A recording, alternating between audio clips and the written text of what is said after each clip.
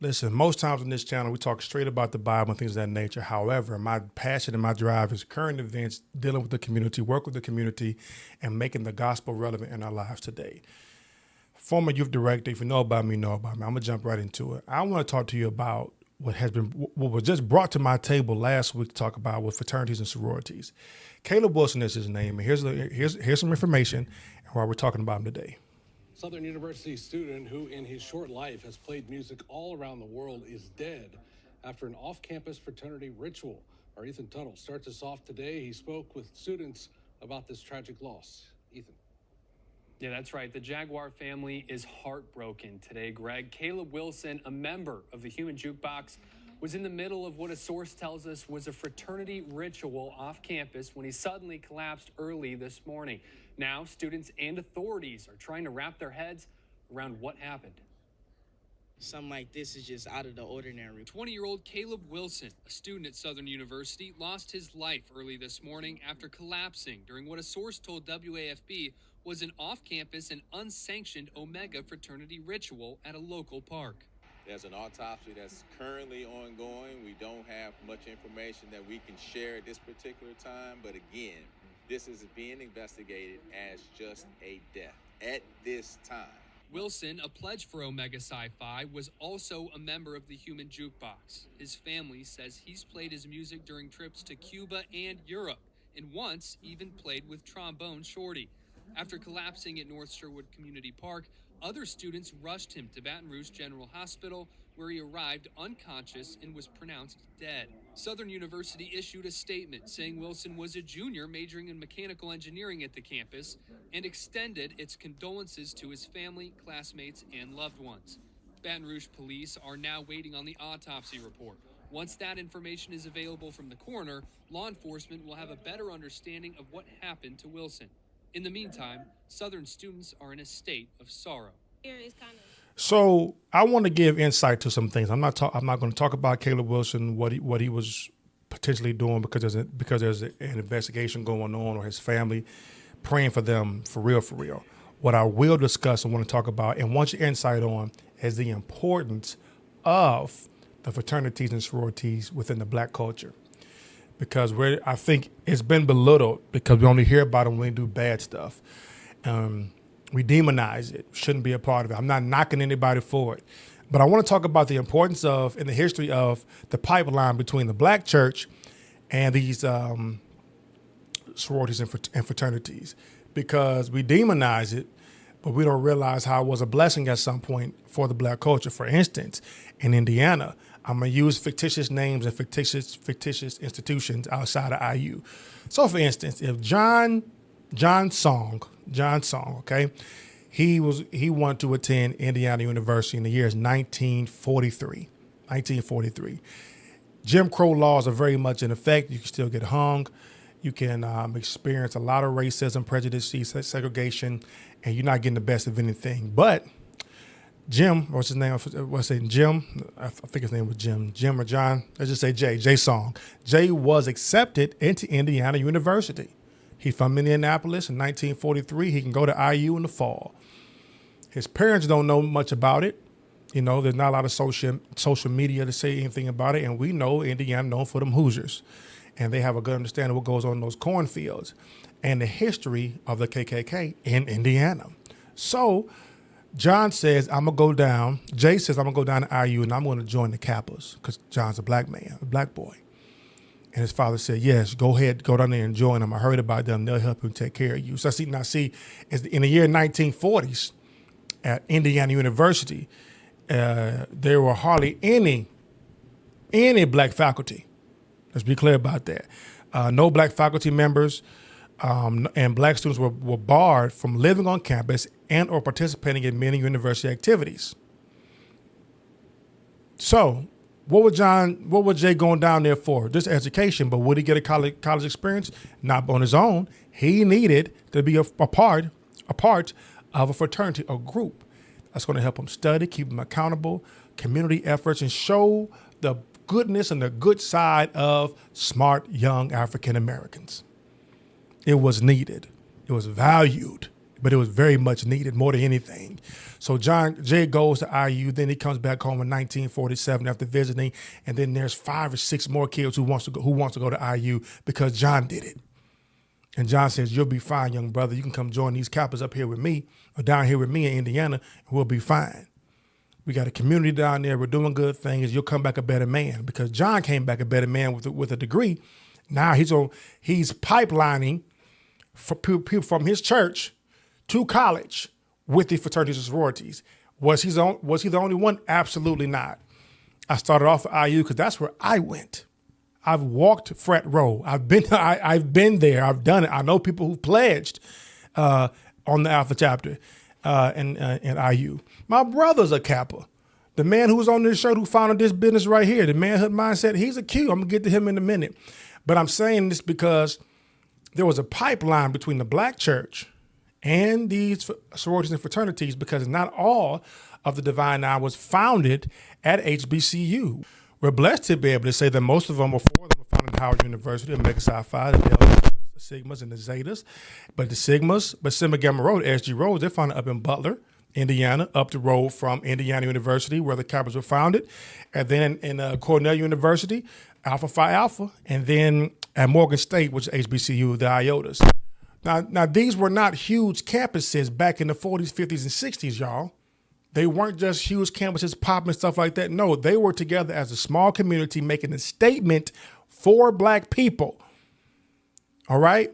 They were not these huge, they weren't having all these step shows and nothing like, it wasn't like that. They were the face of the black community, to a lot of people, because there were a lot of white people at that time who had never been close to a black person because racism and Jim Crow laws were that much in effect. So these sororities and fraternities were considered blessings to churches and to young students coming up who wanted to go to college. Now imagine you see this in your black church, okay? As a kid, you see it's in the 40s, the 50s, the 60s, the 70s, definitely the 80s, and definitely in the 90s. A Different World helped that out for sure. You couldn't tell me I wasn't going to Hillman College to pledge. Whatever frat Ron was in, I was going to pledge as well because I loved music and I just loved the environment. It was dope. But we grew up believing and knowing that's part of our culture.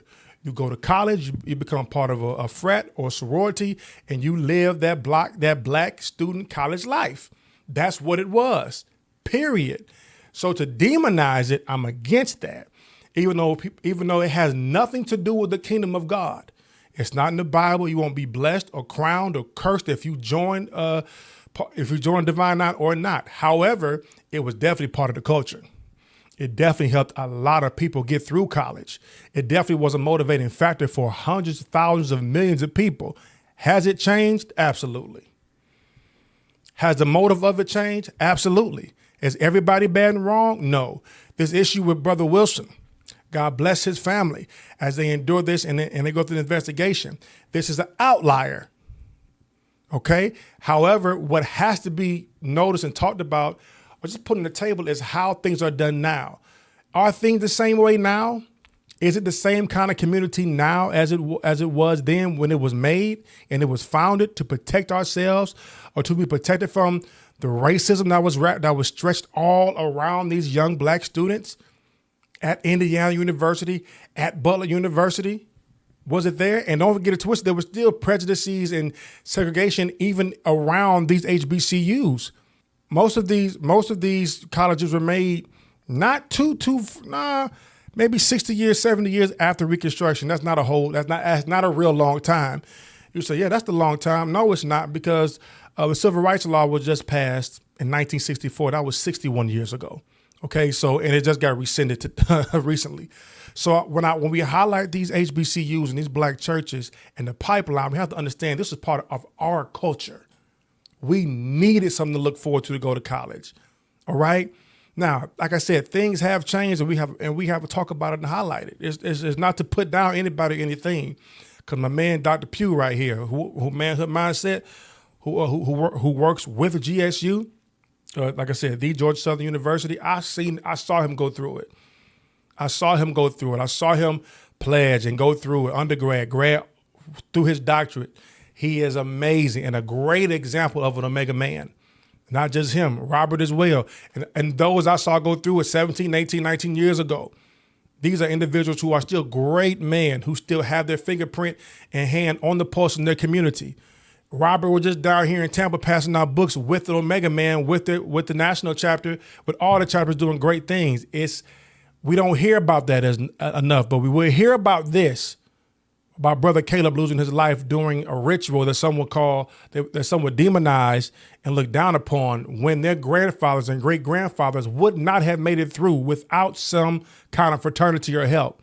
Now, did people make it through without it? Yeah, they did. My daddy did. He didn't join a frat. It was perfectly fine. My godfather did. He was an alpha. But I'm saying you have to choose what's right for you. That's all it is.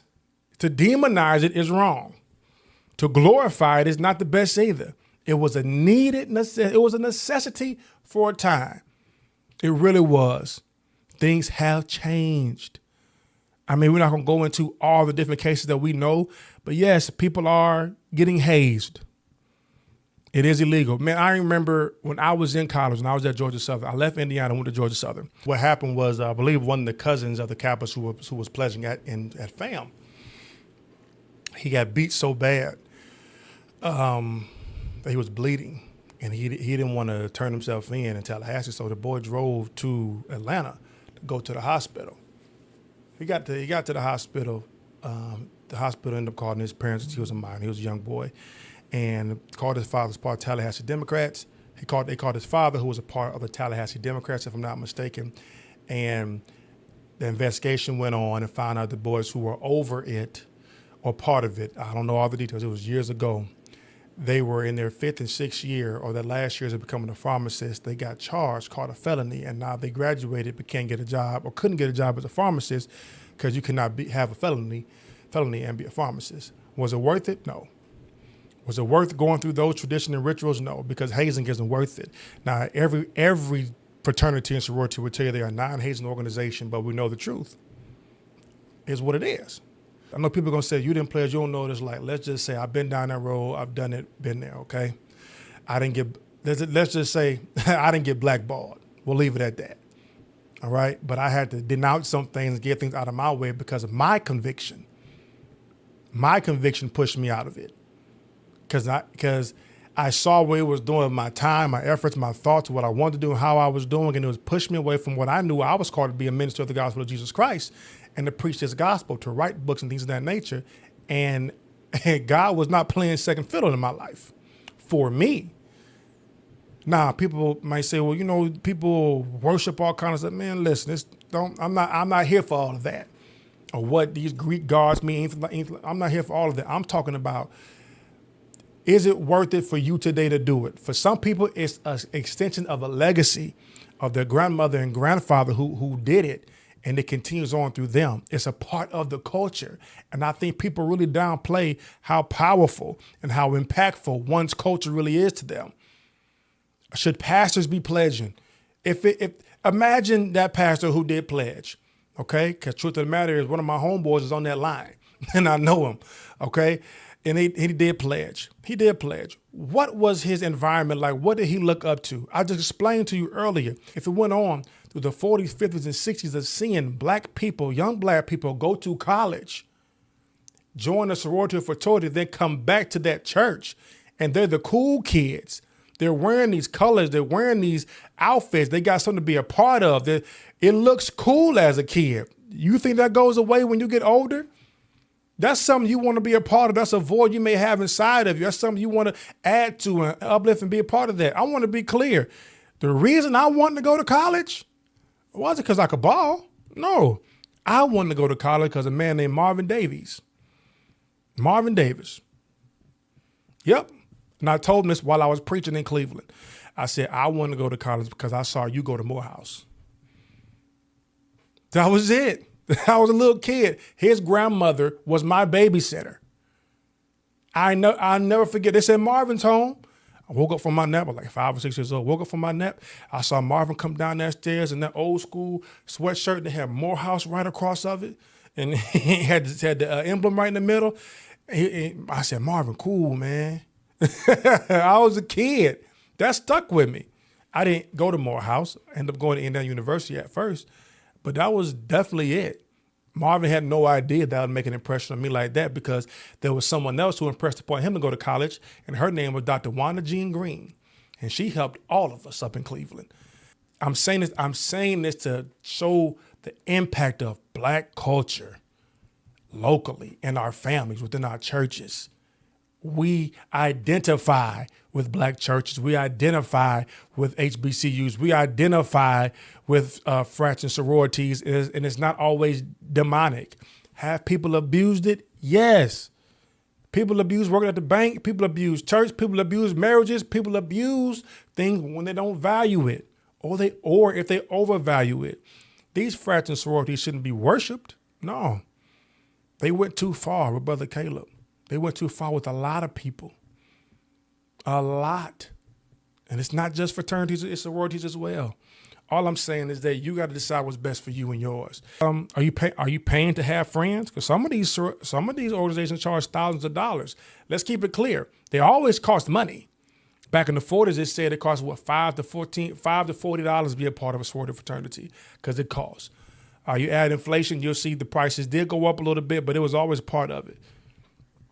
It was always a part of it. I'm saying I don't want to just demonize it because it's being abused. Yo, it's done a lot of good for a lot of people. I would prefer, if I could say so, I would prefer the perspective to be more, let's not just have these organizations that are rooted in religious values. Let's live it. There's a lot of individuals a part of this organization that we have to tip our hat to. I gained so much respect for the brothers who founded Kappa Alpha Psi, which at one point was Kappa Alpha Nu. And they founded Kappa Alpha Psi in 1911. These were grandchildren of slaves, y'all. They were 1911. These individuals were born in 1880, 1890 something. These were children of Reconstruction in America. They grew up through these things and established an organization that has lasted hundreds of years to help Black people come together to serve their community so they can be of service to others. You gotta respect that. Now that's just the Kappa was founded in 1911. The Alpha was founded in 1906 in New York. And if you know the history about New York, Ellis Island, where that beautiful Statue of Liberty is, that used to be a slave port. There was slavery all through the East Coast, and these brothers came up with the idea to start this organization just for Black men in Ithaca, New York. So much respect to give to them. I tip my hat to it. I really do. It's hard. It was extremely hard, but they did it because they were looking at a vision, and God gave them a vision for more than just them. It has changed. It has changed a lot, and that is the sad part. If we get back to the roots of some things, these organizations can and will live up to what they're made to be. That's my opinion, all right? So I'd love to hear your thoughts about it. Prayers up for the family or who is enduring this tragedy and all those involved in the investigation. We pray that the light come out and the truth sets us all free because, again, I'm here to highlight the relativity and current events and how things are relative to the gospel. Again, none of this stuff makes a difference in the kingdom. Are you saved? Are you not saved? Now, what you do with your salvation is up to you. But please don't put more emphasis on what you are a part of more than what God has called you to be. I love y'all. Let me know your thoughts and concerns about it. And again, shout out to Manhood Mindset, my brother Dr. Pugh. You're doing a great thing, my man. Keep it up. God bless. And hail Southern.